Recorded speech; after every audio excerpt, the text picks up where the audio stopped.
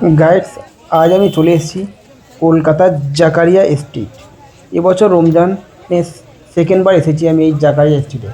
জাকারিয়া স্ট্রিটে এসেছি আর তোমাদের সম্পূর্ণ A to Z দেখাতে চলেছি কোন গলিতে কী পাওয়া যায় এবং জাকারিয়া স্ট্রিটের কিছু ফেমাস খাবার এবং ফেমাস জায়গা সম্পূর্ণ তোমাদের দেখাতে চলেছি আজ আমার এই ব্লগের মাধ্যমে।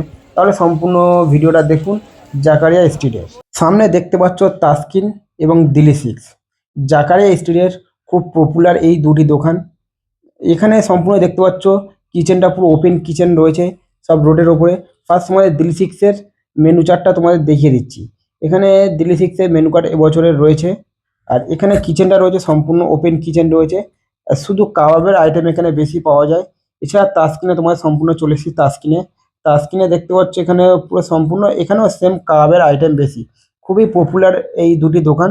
সম্পূর্ণ এখানেও সেম ওপেন কিচেনই রয়েছে রোডের ওপরে। এছাড়া তাসকিনের শুধু কাবাব আইটেমগুলো দেখো, দেখার পর তোমাদের এখানে মেনু কার্ডটা সেম তোমাদের তুলে ধরছি তোমাদের সামনে। তাসকিনের মেনু কার্ড সম্পূর্ণ এখানে মেনু কার্ডটি রয়েছে, তোমরা দেখে নিতে পারো। এরপর দিল্লি সিক্স থেকে আফগানি চিকেন এবং বাটার তন্দুর টেস্ট করলাম। এখানে নানান ফাস্টফুডের সাথে সাথে এখানে পাউরুটি এবং বিস্কুটের স্টলও পেয়ে যাবেন। এই খাবারগুলির বিভিন্ন নামও রয়েছে, সেগুলো আমার সঠিক জানা নেই। এছাড়া এগুলি বিভিন্ন দামে রয়েছে, 80 টাকা, 100 টাকা, 120 টাকা, 200 টাকা পর্যন্ত এগুলি দাম রয়েছে। এছাড়া এখানে রোডের ওপর প্রচুর মহাব্বাতের শরবতের দোকান পেয়ে যাবেন। এছাড়া এখানে 40 টাকা প্লেটের বিনিময়ে তোমরা হালিম পেয়ে যাচ্ছ। সম্পূর্ণ এখানে বিফ হালিমও পাওয়া যাচ্ছে।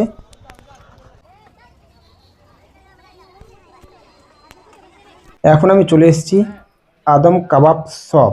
107 বছর পুরনো এই কাবাব শপটি, খুবই ফেমাস এই কাবাব শপটি। এরপরে আমরা চলে আসলাম ফালুদার দোকানে। যে জাকারিয়া স্ট্রিটে এই 15 টাকা 20 টাকার বিনিময়ে ফালুদা। আমার মনে হয় এত কম দামের জাকারিয়া স্ট্রিটের কোনো ফুড পাবে বলে মনে হয় না। এখানে এই দোকানটি অত্যন্ত ফেমাস দোকান। এখানে আসলে তোমরা ফালুদা ট্রাই করতে পারো।